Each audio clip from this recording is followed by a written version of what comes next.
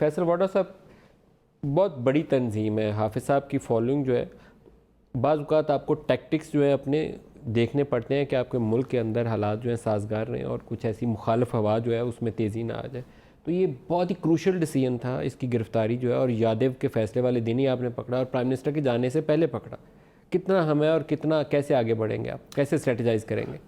دیکھیے ندیم ملک صاحب، حافظ سعید صاحب کے اوپر کوئی ڈائریکٹ کیس تو ٹیررزم سے ریلیٹڈ ابھی تک کہیں کسی جگہ پہ پروف نہیں ہو سکا. پاکستان کے اندر کسی دہشت گردی کے واقعے کا حافظ سعید کے اوپر کوئی الزام نہیں ہے. نمبر 2 یہ کہ دیکھیں آج سی ٹی ڈی نے اس کی کارروائی کی ہے پنجاب نے، تو وہ ایویڈنس آپ ہم بتائیں گے، مطلب میرے پاس ابھی کوئی اس کی وہ ٹیر فائنانس میں پکڑا ان کا فنڈنگ کٹھی کر رہے تھے. دیکھیں کٹھی کر رہے تھے اور اس کی کتنے شواہد جمع ہوئے یہ ایک ابھی کویشچن مارک ہے. نہیں تو سی ٹی ڈی جب پروڈیوس کرے گی کورٹ میں تب پتہ چلے گا.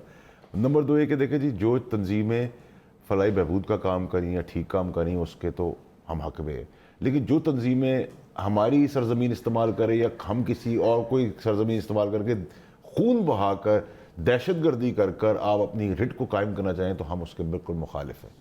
تو ان ٹرمز آف ٹیررزم ہم بڑے کلیئر ہیں کہ ہم ٹیررزم کا نہ حصہ ہیں، نہ برداشت کریں گے، نہ کرنے دیں گے، نہ اپنی سرزمین استعمال کرنے دیں گے، نہ کسی اور کی کرنے دیں گے. اس پر ہماری بڑی کلیئرٹی ہے.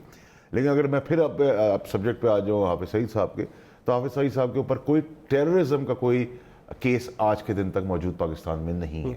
اور اگر نہیں ہے اور ٹیرر فائنینسنگ کے زمرے میں ان کو کیا گیا ہے تو وہ سی ٹی ڈی ابھی جو کورٹ میں پروڈیوس کرے گی وہ شواہد کے اوپر ہم میرے میں بہت کلیئرٹی رکھتا ہوں اس معاملے میں. میرا یہ کنوکشن ہے کہ پوسٹ 9/11 پاکستان کو بڑا اگریسولی موو کرنا چاہیے، اور پاکستانی سرزمین سے کوئی سیکٹیرین آؤٹ فٹ، کوئی مذہبی تنظیم، کوئی ریجن کے اندر جہادی تنظیم آپ کے لیے گنجائش نہیں، دنیا آپ کو قبول نہیں کرے گی. لیکن اکراس دی بارڈر جس کا الزام ہے کہ بامبے اٹیک میں حافظ سعید کا رول تھا، سوامی اسیم سمجھوتا ایکسپریس کے اوپر حملہ ہوا تھا، کرنل پروہت سرونگ آفیسر تھے ان کے آرمی کے، 50 پاکستانیوں کو جلا دیا انہوں نے اس ٹرین واقعے کے اندر. وہ تو مزے سے چودھری پہن کے پھر رہا ہے، اس کا گرو ہے ان کا. وہ یہ ریاست انہوں نے وزیر اعلیٰ بنا دیا ایک بندے کو جو ان واقعات کے اندر ملوث تھا. تو وہاں پہ دنیا کا کوئی قانونی اطلاق نہیں ہوتا، صرف پاکستان ہی رہ گیا کہ لاٹھی لاؤ اور ہمارے سر پہ مارو. دیکھیے ندیم ملک صاحب، جب آپ پھر میں وہی وہاں پہ سب پولیٹیکل سائڈ یہ آؤں گا، جب آپ کا سٹانس جب ملک کو ریپرزینٹ جو کرتا ہے نا سر، وہ میں اور آپ سے پہلے وزیر اعظم ملک کا کرتا ہے یا پریزیڈنٹ ملک کا کرتا ہے، جدھر جس قسم کی ڈیموکریسی ہو. ہمارے وہاں پرائم منسٹر کا رول ہوتا ہے. جب آپ ویک فوٹنگز پہ ویک سٹانس پہ کھڑے ہوتے ہیں، چاہے آپ امریکہ کے آگے کھڑے ہوں، چاہے آپ انڈیا کے آگے کھڑے ہوں، چاہے پوری دنیا کے کھڑے ہوں، اس سٹانس کے تحت آپ کو دبایا جاتا ہے. اگر آپ کا اسٹرانگ سٹانس ہوگا، آپ کا پوسچر اسٹرانگ ہوگا، آپ اپنی انٹیگریٹی کو کمپرومائز نہیں کریں گے، کوئی بھی، میں اور آپ بھی، تو سٹانس ڈفرینٹ ہوگا. جب آپ جھک کے زمین پہ بیٹھ کے لیٹ جائیں گے کسی کے آگے تو ہر کوئی آپ پہ چڑھ دوڑے گا.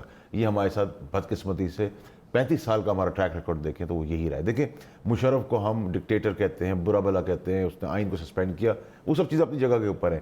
لیکن مشرف نے جس انٹیگریٹی سے ٹیک اپ کیا ویسٹ کو، وہ اس کو میں ایٹ لیسٹ ضرور کریڈٹ دوں گا اپنی ذات کے اندر. لیکن مشرف صاحب کی پالیسیز میں بعض ایسے ابہام تھے، ڈکٹیٹرشپ ہٹ جاتے ہیں، ان کو آئین سسپینڈ کرنا سکھاتے ہیں، ان کی پالیسیز کو ہٹا دیں، لیکن جو اس نے ویسٹ کے آگے سٹانس لیا. سر 600 بندہ اس نے پاکستانی عافیہ صدیقی سمیت پکڑ کے امریکہ کے حوالے کیا. وہ کس لاء کے تحت کیا اور کن قوانین کے تحت کیا، کتنی اس کے اندر رولز کو وائلیٹ اور انسانی حقوق کی خلاف ورزیاں ہوئی. میں اس سب باتوں کو اگری کر رہا ہوں، میں مشرف کی تعریف نہیں کر رہا، لیکن جس طریقے سے اس نے ویسٹ کے آگے اپنے آپ کو کھڑا ہو کر اس ٹائپ کے پریزیڈنٹ یو ایس کے ساتھ جو نیگوشیٹ کیا اور جو پوسچر پوری دنیا میں جا کے دیا، اس کا کریڈٹ آپ کو ایٹ لیسٹ میں اپنی ذات سے ضرور دیتا ہوں. آپ کو اپوزٹ ایگزامپل دیتا ہوں. جب نواز شریف صاحب گئے تو آپ نعوذ باللہ کو آسمان سے اترا ہوا نہیں ہے، ہم ایمان والے لوگ ہیں. آپ کے آگے جب پریزیڈنٹ بیٹھا اوباما تو آپ کانپنا شروع ہو گیا، پسینے گرنا شروع ہو گیا، آپ پیچھے سے نکال کے پرچیاں گرنا شروع ہو گئے.